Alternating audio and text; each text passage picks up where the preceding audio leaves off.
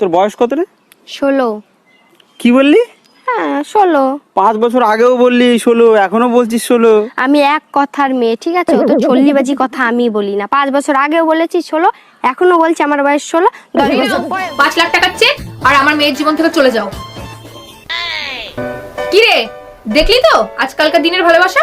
সামান্য 5 লাখ টাকার জন্য তোকে ভুলে গেল। কাকিমা, আপনি যদি মনে করেন 5 লাখ টাকা দিয়ে সবকিছু মিটমাট করে নেবেন, এটা আপনার ভুল ধারণা। মিটমাট করতে গেলে 10 লাখ টাকা লাগবে। মানে?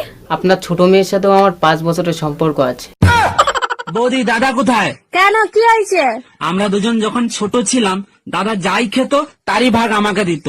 কেন, এখন কি দেয়নি? না, দেয়নি। কাল যে তোমার বোন এলো, দাদা লুকিয়ে লুকিয়ে কিস করলো, আমি দেখলাম, আমাকে একটুও দিল না। কি?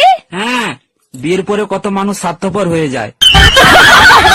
আমি কত বড় হলে তোমার পারমিশন ছাড়া একা একা ঘুরতে যেতে পারবো? তোর বাবাও এখনো অত বড় হয়নি যে আমার পারমিশন ছাড়া বাইরে যাবে। বিশ্বাস না হলে জিজ্ঞেস করে দেখ। আমি বউ পাগলা, আমি ফিরে দোলা। কে এত সকাল সকাল দরজা নক করতেছে?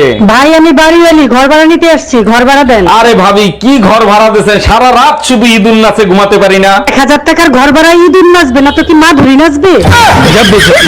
স্বামী না, স্বামীর তো নাম ধরে ডাকা যাইবে না। দাদা শ্বশুরে বলছে স্বামীর নাম ধরে ডাকলে হেলে বলে অমঙ্গল হয়। তাইলে কি কইয়া ডাকবো, কি কইয়া ডাকবো, কি পাইছি? এ কুত্তা, খাইয়ে যা। সুন্দর দিকে খেটে খেটে মরবো আর বাবু বেলা 10টা অবধি ঘুমাবে। হ্যাঁ হ্যালো, বলছি আজকে আমি কাজে যেতে পারবো না, আমার বউকে নিয়ে একটু শপিং এ যেতে হবে। আচ্ছা আচ্ছা ঠিক আছে। এই শুনছো? হ্যাঁ বলছি খাবার বেড়েছি, চলে আসো, খাবে। আচ্ছা ঠিক আছে। मौत को छू के टक से वापस आ सकता हूँ। আজকে আমার বোন আসবে, একটু বাস স্ট্যান্ড থেকে এনে দিবে? তোমরা কি ভাবো বলে দেখি? ঠাকুরপোটাকে সস্তার, ঠাকুরপো এটা করে দাও, ঠাকুরপো সেইটা করে দাও, ঠাকুরপো এটা করে দাও। বলছি বৌদি, কখন আসবে? হ্যাঁ বলছি কখন আসবে তোমার বোন? দুটো। তোমার পা কটা? দুটো। তোমার চোখ কটা? দুটো। তোমার কান কটা? দুটো। তোমার বউ কটা? দুটো। মা তোমার নাম কি? আমার নাম সঙ্গীতা মণ্ডল। আচ্ছা, তুমি কত দূর পড়াশোনা করেছো? আমি এইচএস পাস করেছি। মা তুমি গালাগালি পারো না তো? কি যে বলেন না, আমি এসব বালের কথা মুখেও আনি না।